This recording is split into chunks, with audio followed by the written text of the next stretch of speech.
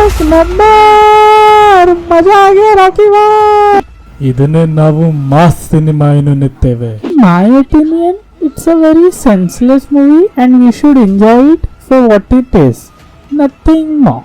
क्या brilliant story telling की है यार इस मूवी में.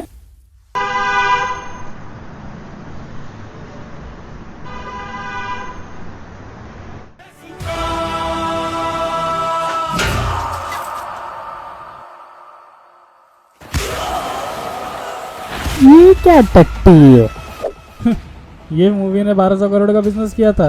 ऐसा लग रहा है कि डायरेक्टर को ADHD, हम यहाँ ADHD कहना चाह रहे थे. कृपया हमें माफ करें, ये हमारी पहली YouTube वीडियो है और हम इतना एक्सपीरियंस नहीं है. इसके बाद आपको ऐसी तकलीफें नहीं मिलेंगी. धन्यवाद. Oh my god, after watching this film, I identify as a चूतिया और मैं ऑलरेडी 1000 चीजों से आइडेंटिफाई करता हूँ खुद को. क्या ब्रिलियंट स्टोरी टेलिंग की है यार इस मूवी में.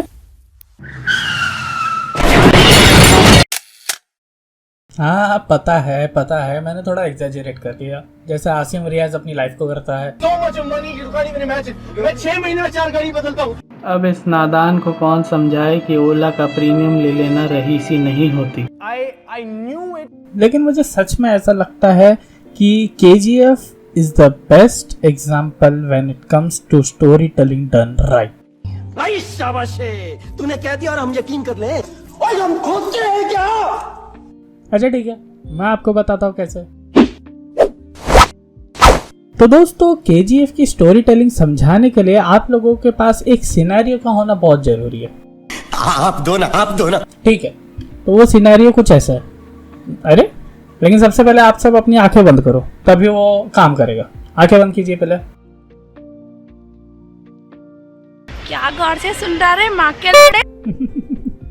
ओके सॉरी वो real this time. Close your eyes. पक्का. झूठ बोलो, बार झूठ बोलो. इमेजिन कीजिए एक हाथी है और वो एक लैंड पे चल रहा है. क्या बोला तूने. जमीन. है ये लोंडा. हाँ, एक हाथी है और वो एक जमीन पर चल रहा है और उसको पंख भी लगे हुए हैं. चलते चलते उसके सामने एक पेड़ आता है. वो उस पेड़ को डॉच करने जाता है पर उससे टकरा कर गिर जाता है. दी एंड. ये तो टट्टी है. हाँ जानता हूँ, इसलिए तो रिव्यू बना रहा हूँ, मूवी नहीं. बात तो सही है. खैर मेन बात पे आते हैं. जब मैंने आपको ये हाथी वाला सिनेरियो दिया, जो एक्टिविटी आपके ब्रेन ने की, ठीक उसी चीज का फायदा उठाती है KGF मूवी. कैसे, चलिए जानते हैं. आप लोगों को याद होगा जब मैंने आपको हाथी वाला सिनेरियो दिया, मैंने आपको कोई भी चीज की स्पेसिफिक डिटेल नहीं दी थी. लाइक वो हाथी कितना बड़ा है, उसके पास कौन से टाइप के पंख है और वो जो पेड़ उसके सामने आया है वो कौन सा है. लेकिन ये सब ना होते हुए भी आपके दिमाग ने सबकॉन्शियसली एक इमेज जनरेट की. ओके. और यही स्ट्रॉन्ग पॉइंट है KGF मूवीज का. आपने KGF मूवी देखी होगी तो आपको पता होगा कि KGF मूवी अपना प्रेमिस स्टार्ट कैसे करती है. वो अपना प्रेमिस स्टार्ट करती है एक सेटअप के साथ. और वो सेटअप क्या है? वो सेटअप ये है कि एक very old and reputed journalist आ रहे हैं एक कहानी सुनाने को to a very current and reputed journalist जो उनकी स्टोरी पे जरा बिलीव नहीं करती. सड़ी के अब तो सच बोल दे भोसड़ी के. और इस सेटअप के थ्रू प्रशांत नील सर आपके लिए ये क्लियर कर देते हैं कि आप एक फ्लैशबैक मूवी देखने जा रहे हो. मीनिंग ये स्टोरी आपको नरेशन के थ्रू दिखाई जाएगी. और जैसे ही आनंद इंगाले कैरेक्टर अपनी स्टोरी नरेट करना स्टार्ट करते हैं, आपको ब्रिलियंट एडिटिंग की हेल्प की वजह से और बहुत सारे जंप कट की हेल्प की वजह से काफी सारे कैरेक्टर्स दिखाए जाते हैं, लोकेशंस दिखाई जाती हैं, उन कैरेक्टर्स के नाम, ड्यूटीज, मोटिव्स भी बता दिए जाते हैं. अच्छा, now let's get back to our हाथी वाला सिनेरियो. जैसे जब मैंने आपको वो हाथी वाला सिनेरियो दिया था, उसमें मैंने आपको बस एक ही हाथी इमेजिन करने के लिए बोला था. बट इमेजिन कीजिए अगर मैं आपको 10-15 हाथी दे देता जो अलग अलग एक्टिविटी कर रहे हैं और जिनके अलग अलग पंख है, तो आपका ब्रेन वो इन्फॉर्मेशन सुन के मुझसे कहता कि मौत मुझे क्यों नहीं आ जाती है. और ये प्रॉब्लम KGF मूवी भी फेस करती, बट उन्होंने इस चीज को बहुत अच्छे तरीके से टैकल किया. क्या आपको पता नहीं?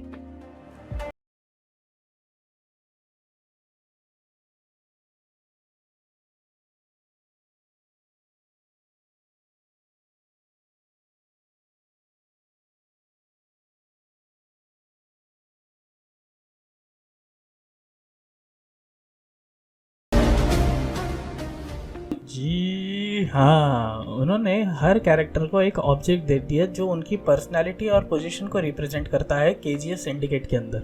फॉर एग्जांपल, जब भी केजीएफ के सिंडिकेट के मेन बॉस को दिखाया जाता है जिसका नाम सूर्यवर्धन है, तो उसके इंट्रोडक्शन से पहले और उसकी एंट्री से पहले उसकी रिंग पर फोकस किया जाता है। और उसकी रिंग अगर आप देखोगे तो आपको पता चलेगा कि वो पूरे गोल्ड बॉडी की है और उसके बीच में एक डायमंड भी है। पैसा ही पैसा होगा। ये सारी चीजें ये इंडिकेट करती है कि केजीएफ का सारा सोना किसके हाथ में है और कौन केजीएफ पे एकदम टॉप पे बैठा है, जो कि है सूर्यवर्धन। सेम उसी तरह जब एंड्रू और डेविड्स की एंट्री होती है तो एक क्रिश्चियन लॉकेट को दिखाया जाता है, जिसका मतलब ये है कि फिर जब भी राजेंद्र देसाई को दिखाया जाता है, हमेशा उसकी एंट्री से पहले उसकी केन को दिखाया जाता है। इसका मतलब ये है कि वो एक रॉयल फैमिली से है या पॉलिटिकल पावर है उसके हाथ में बहुत ज़्यादा, पर वो केन यूज़ कर रहा है। इसका मतलब ये है कि वो बहुत बूढ़ा हो चुका है और उसके पास अभी उतनी ताकत बची नहीं है। I've fallen and I can't get up. और अधीरा सूर्यवर्धन के भाई होने के वजह से उसे भी एक रिंग से ही रिप्रेजेंट किया गया है, बट उसकी रिंग एक सोने की रिंग नहीं है, वो एक शेर की रिंग है जो बहुत काली है, विच मीन्स कि ये फोर्स है केजीएफ का और ये प्रोटेक्ट करता है पूरी नाराची को। मारम ना एक के फट में लगवा लहू फेंके तो हाथ पहन के दो। तो ये तो हो गए साइड विलन्स और कैरेक्टर्स। वेल, ये दोनों रह गए, बट इन दोनों पे मैं बाद में आऊँ। लेकिन एक सेकंड, हमारे दो मेन कैरेक्टर्स तो रह ही गए। सिवाय इन दो कैरेक्टर्स के बाकी सब कैरेक्टर्स को कोई ना कोई ऑब्जेक्ट या सिंबल से रिप्रेजेंट किया हुआ है और उनकी कोई बैक स्टोरी नहीं है। वेल, टेक्निकली है, उनकी बैक स्टोरी ये है बहुत पैसा है मेरे पास, बहुत पैसा है बेंचोद। और वो दो कैरेक्टर्स हैं रॉकी और गरुड़ा। नाउ रॉकी ही इकलौता एक ऐसा कैरेक्टर है जिसके पास मोटिव है केजीएफ को हासिल करने का। अभी तक जितने भी कैरेक्टर्स की हमने बात की उनके पास रीजन है केजीएफ हासिल करने का, बट मोटिव नहीं। और रॉकी का मोटिव क्या है? जिस तरह बाकी सब कैरेक्टर्स के एंट्रेंस से पहले हमें उनकी पर्सनालिटी से मैच होने वाले ऑब्जेक्ट्स दिखाए जाते हैं, सेम उसी तरह रॉकी की मेन एंट्रेंस से पहले हमें उसका पूरा बचपन का स्ट्रगलिंग फेज दिखाया जाता है। मुश्किल से मुश्किल ये 8 से 10 मिनट तक का सीक्वेंस है और बहुत अच्छे से यूटिलाइज किया है फिल्म मेकर्स ने इसे। Nice cinematography, over the top south Indian acting and the colour grade, और इसे कैसे हम भूल सकते हैं। और ये टेक्निकल चीजें राइट होने की वजह से ही हम रॉकी के जर्नी में इंटरेस्ट ले पाते हैं। अदरवाइज रॉकी की जो बैक स्टोरी है माँ बेटे की, ये हम पता नहीं कितने ही हॉलीवुड, टॉलीवुड, बॉलीवुड सब में देख चुके हैं 1000 बार। और इस सीक्वेंस को एकदम राइटली एग्जीक्यूट किया है, इसलिए हमें एलिवेशंस फील होते हैं ये सारे सीन्स पे। इन लोगों के बारे में मत सोचो, कोई तुमसे ज्यादा ताकतवर नहीं। इस दुनिया में सबसे बड़ा योद्धा माँ होती है।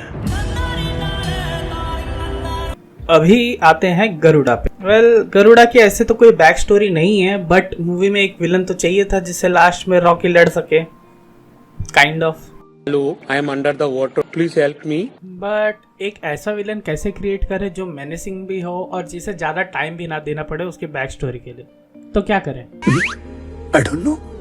सिंपल है, विलन के रिवील से पहले उसका बिल्डअप एकदम डिस्टर्बिंग रखो और हर फ्रेम में उसे एकदम डार्क और मेनेसिंग दिखाओ।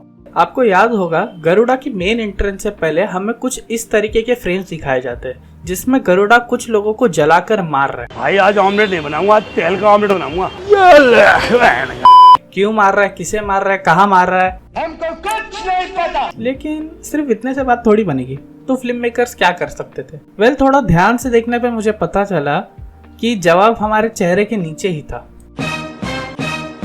कुछ भी।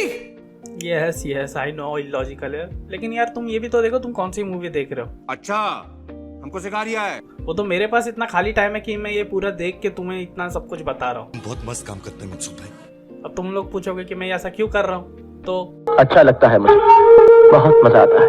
और तुम मानो या ना मानो गाइस, जब भी कोई फर्स्ट टाइम केजीएफ देखेगा, चाहे वो बड़ा हो, बूढ़ा हो, बच्चा हो, आदमी हो, औरत हो, हिंदू हो, मुसलमान हो, एलियन हो, उसके दिमाग में ये क्वेश्चन जरूर आएगा कि what are you doing? Why are you growing a beard? Why are you growing a beard? Well, actual में कैरेक्टर्स की बियर्ड भी उनकी पोजीशन को रिप्रेजेंट करती है केजीएफ के अंदर। कैसे? चलिए बताता हूँ।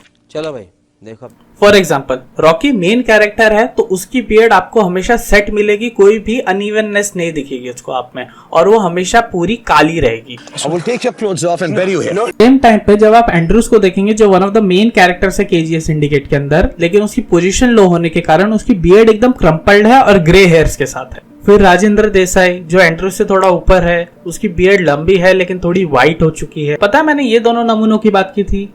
वेल ये दोनों सबसे नीचे आते हैं सिंडिकेट में, इसलिए शेट्टी के पास खाली एक स्मॉल मस्टैच है और कमल पावरफुल बनना चाहता है और उसको उसकी पोजीशन मिली है उसके डैड से, तभी आप देखोगे कि उसके पास एक स्मॉल बियर्ड है। अब आप लोग मुझसे पूछोगे कि सूर्यवर्धन का क्या था, सूर्यवर्धन को तो मस्टैच नहीं है और वो तो केजीएफ का किंग है।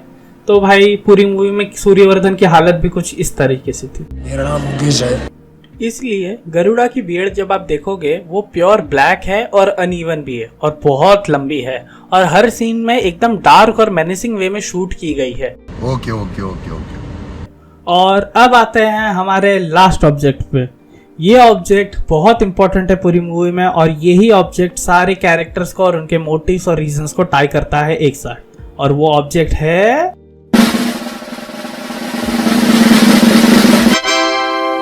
No no no no no no no, ऐसा नहीं बोलते यार।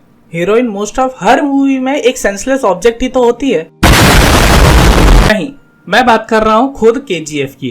केजीएफ के पीछे सारे कैरेक्टर्स पड़े हुए हैं और हमें केजीएफ के बारे में इंटरवल से पहले बस इतना बताया जाता है कि रॉकी का बर्थ और केजीएफ का मिलना सेम रात पर ही हुआ था। और जब रॉकी फाइनली केजीएफ पहुंच जाता है, उस जगह को आप देखोगे तो एकदम out of this world design किया गया है।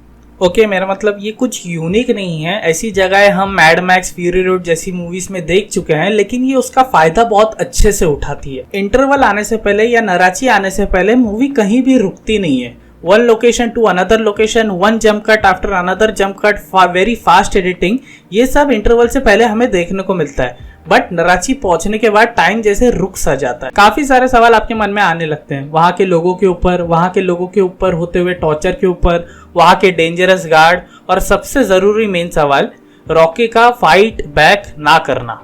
Being a south Indian movie, आप जानते हो कि हीरो सबकी मार देगा, बट आप वेट कर रहे हो कि रॉकी का एक्शन सीक्वेंस आए और देखते ही देखते एंड आ जाता है। और गरुड़ा जो इतना मेनेसिंग विलन बनाया गया था हमारे लिए, रॉकी के पावर के आगे उसकी माँ चूत गई। हमने भी सोचा था इसकी माँ की चूत कुछ तो करेंगे, और मूवी खत्म। आपको पता भी नहीं चला कि आप कब ये सारी स्टोरी लाइन समझ गए और क्लिफ हैंगर आ गया, और अभी आप ईगरली वेट कर रहे हो केजीएफ चैप्टर 2 का। और इसीलिए मुझे लगता है कि KGF movie is one of the best example of unique story telling in cinema. तो ये थी मेरी वीडियो दोस्तों केजीएफ चैप्टर 1 के डीपर एनालिसिस की। कमेंट करके बताना आपको कैसी लगी, और ये भी बताना कि आपको चैप्टर 2 का डीपर एनालिसिस चाहिए। तब तक के लिए मेरी नेक्स्ट वीडियो का वेट कीजिए। This is GTR signing out.